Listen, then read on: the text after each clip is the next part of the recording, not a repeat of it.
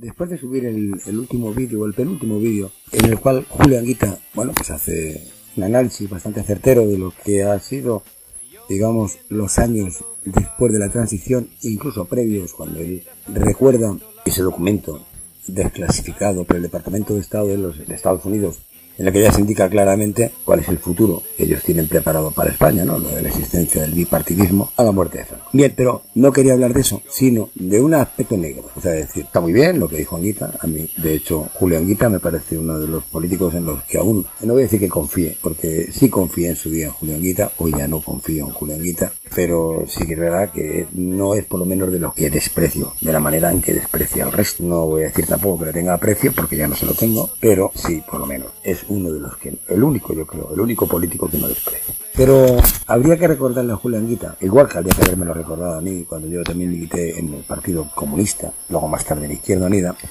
que ese partido tenía muchas páginas negras, y no voy a referirme a las de siempre. Voy a referirme a una bastante reciente para mí, ¿no? Año 1977, los pactos de la Moncloa. Y me refiero a una página negra porque para un partido que se dice a sí mismo un partido comunista, llegar a hacer lo que hizo, junto con el resto de los partidos, efectivamente, es una auténtica traición a la clase obrera, a la clase trabajadora, a la que dice representar y defender. Porque, ¿qué ocurrió? Bueno, ocurrieron muchas cosas. Digamos que durante esa época, recordemos digamos, en la presidencia del gobierno estaba Adolfo Suárez, que, bueno, mantenía conversaciones con Santiago Corrillo, con Felipe González, con el fin de sondear la posibilidad de llegar a un acuerdo que llamaban ellos un acuerdo de estabilidad, dado que su gobierno, su gabinete, el de Adolfo Suárez, pues, para aquellos días carecía de mayoría absoluta. El gobierno de Adolfo Suárez, digamos que esa la versión oficial, necesitaba un pacto con el resto de las fuerzas políticas. Realmente yo creo que ahí hubo algo más que eso, ¿no? El plan de destrucción de la obra de Franco tenía que iniciarse, y había que iniciarse por consenso, como todo lo que se hacía en aquella época. Bueno, se llegó a muchos acuerdos, naturalmente, hubo acuerdos en terrenos políticos, en el que se acordó modificar las restricciones, digamos, existentes a la libertad de prensa. Por ejemplo, se prohibió la censura previa, que ya estaba casi prohibida de antes, en los tiempos de la ley de Fraga, y quedó, por lo tanto, la censura en manos del Poder Judicial, ¿no? Se aprobó los derechos de reunión, asociación política, libertad de expresión mediante la propaganda, etcétera, etcétera, etcétera. Pero eso es en el terreno político, eso era la parte del escaparate. El escaparate que se iba a mostrar al pueblo, ven ustedes, ya ha llegado la democracia. Pero lo importante no estaba ahí, lo importante estaba detrás. Eran, digamos, los acuerdos en materia económica. Por ejemplo, y esto es algo que lo podéis hasta encontrar en internet, en Wikipedia. En materia económica se reconoció por primera vez en España, desde que muere Franco, el despido libre. Y eso, buscar en Wikipedia, los que no lo creáis, porque ahí está. En España no había despido libre cuando estaba mandando Francisco Franco, como los que ya siguen este canal habitualmente saben perfectamente. Pero si hay algún nuevo, pues debes saber que en España empieza a existir por primera vez el despido libre tras la muerte de Franco a raíz de estos acuerdos, de los llamados pactos de la Moncloa. Eso sí, al principio iba poco a poco, claro. Esta gente la mete, pero la mete con vaselina. Pero al final acaba metiendo entera.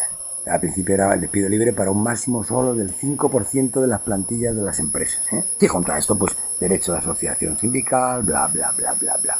Pero lo importante, el despido libre. Eso para mí es primordial. Es decir, quiere decir que a partir de ese momento un empresario podía despedir libremente a un trabajador. ¿Y cuál era la situación anterior a estos pactos, a los pactos de la Moncloa? Que la situación anterior era asombrosa y ventajosísima para la clase obrera, para el trabajador español. Es decir, para los españoles, porque los españoles éramos trabajadores, la mayoría. Si en tiempos de Franco a un obrero se le despedía y el obrero consideraba que había sido un despido improcedente, el obrero tenía la posibilidad, que de hecho ejercía a través del sindicato, de llevar su caso ante Magistratura del Trabajo. Existían unos motivos de despido legal, no había motivos económicos ni nada por el estilo, el despido estaba prohibido. Solamente se podía despedir a un trabajador por causas disciplinarias. Realmente había 12 causas establecidas. Desde robar, meter la mano en la caja naturalmente, agredir al jefe, agredir a un compañero, llegar repetidamente borracho, etcétera, etcétera. 12 causas, solo 12. Por lo tanto, ante un despido de un trabajador, el trabajador acudía a magistratura y si el juez determinaba que no estaba probado suficientemente que el trabajador hubiera incurrido en alguna de esas 12 causas que daban origen al despido, el juez decretaba una cosa que se llamaba despido improcedente. Pero ¿qué ocurría en aquella época con el despido improcedente? Cosa que no ocurre ahora, ya sabemos hoy día lo que ocurre, no hace falta que lloremos o nos riamos. En aquellos tiempos, ante una sentencia de despido improcedente, el juez lo que decretaba era, si el trabajador así lo quería claro, la readmisión inmediata del trabajador despedido. La readmisión inmediata.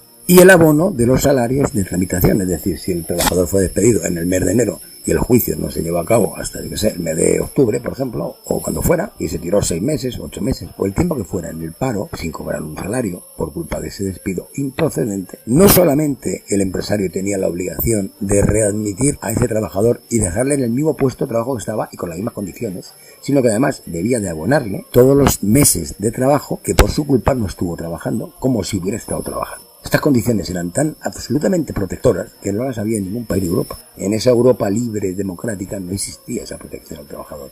Bien, pues ¿qué hizo? ¿Qué hizo los pactos de la Moncloa? Pues fue quitar aquello. Y el truco que utilizaron fue muy sencillo. La ley anterior a los pactos de la Moncloa decía que ante un despido improcedente, el trabajador tenía la opción de elegir entre cobrar una indemnización, por cierto, muy cuantiosa, o ser readmitido en su anterior puesto de trabajo. El trabajador tenía la opción. Estos sinvergüenzas cambiaron la redacción diciendo el empresario tendría la opción de pagar la indemnización al trabajador o readmitirle. Parecía igual, pero no era igual. La opción que en principio tenía el trabajador pasó a tenerla el mismo empresario que le había despedido. Bueno, pues esto se acordó en los pactos de la Moncloa, en el año 77. No llevaba ni 2 años muerto, Franco. ¿Y quiénes firmaron esto? Pues claro, vamos a decir, ¿quién firmó esto? Bueno, pues en la firma estuvieron todos los partidos políticos del arco parlamentario. La UCD, Alianza Popular. La UCD y Alianza Popular, que es como si dijéramos hoy el PP, el PSOE y el Partido Comunista de España, luego fue Izquierda Unida, que firmó también, y luego de observadores estaban los sindicatos mayoritarios, es decir, UGT y comisiones obreras, además de los partidos nacionalistas. Toda esa caterva, incluyendo al Partido Comunista de España, el de Julián Guita y el mío, en aquel momento, firmaron aquellos acuerdos quitándole al trabajador español la tremenda protección que daba la legislación franquista e introduciendo el despido libre que no existía. Y repito, mirarlo en internet y la Wikipedia, los acuerdos. En materia económica se reconoció el despido libre, es Wikipedia, no es Metapedia, es Wikipedia, para un máximo del 5% de la plantilla de las empresas. El límite de incrementos de salarial se fijó en el 22%. Inflación prevista para el año 78, por aquel tiempo la inflación se medía de verdad, no como ahora. Se estableció una contención de la masa monetaria y se devaluó la peseta para contener la inflación. Se reformó la administración tributaria ante el déficit público, así como se tomaron medidas de control financiero a través del Gobierno y el Banco de España, ante el riesgo de quiebras bancarias y la fuga de capitales. Los firmantes fueron, sigo leyendo de Wikipedia, Adolfo Suárez en nombre de Presidencia del Gobierno, Leopoldo Calvo Sotelo por la UCD, Felipe González por el Partido Socialista Obrero Español, Santiago Carrillo por el Partido Comunista de España, Enrico Tierno Galván por el Partido Socialista Popular, Josep María Triguiner por la Federación Catalana del PSOE, Joan Raventós por Convergencia Socialista de Cataluña, Juan Ajuria Guerra por el Partido Nacionalista Vasco y a Miquel Roca por Convergencia y Unión. Y Manuel Fraga Iribarne por Alianza Popular, que no suscribió el acuerdo político, el de las libertades, pero sí el acuerdo económico. O sea, es decir, el acuerdo político lo firmaron todos, digamos, los de izquierda, el PP de entonces, eso de que la libertad de expresión o que desapareció la censura le parecía muy fuerte y no lo aprobó. Pero el acuerdo económico lo firmaron todos, toditos, todos, desde naturalmente la derecha, Alianza Popular, la UCD, el PSOE, y el Partidito Comunista de España, que venía de la mano de la Pasionaria y Santiago Carrillo, a introducir en España el despido libre que no existía en tiempo de Franco. Entonces, señor don Julián Guita, ¿usted no sabe eso? Porque yo en cuanto me enteré de esto fue una de las razones que me empezaron a producir el run en mi cabeza de qué coño hacía yo en esa mierda de partido que había eliminado en España a los trabajadores el derecho al trabajo fijo, introduciéndoles el despido libre.